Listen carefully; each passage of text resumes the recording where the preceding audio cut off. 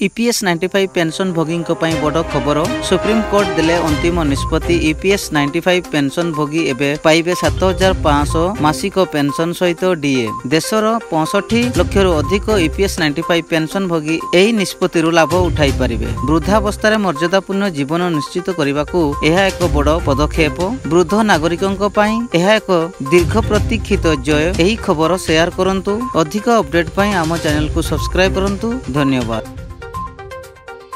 EPS 95 pension भोगी बड़ खबर। सुप्रीम कोर्ट देले अंतिम निष्पत्ति। ईपीएस 95 पेंशन भोगी एवं पाइबे 7500 मासिक पेंशन सहित डीए। देशर 65 लाख अधिक ईपीएस 95 पेंशन भोगी एही निष्पत्ति लाभ उठाई पारिबे। वृद्धावस्था मर्यादापूर्ण जीवन निश्चित करने को यह एक बड़ पदक्षेप। वृद्ध नागरिकों पई यह एक दीर्घ प्रतीक्षित जय। यही खबर शेयर करंतु। अधिक अपडेट पई आम चैनल को सब्सक्राइब करंतु। धन्यवाद।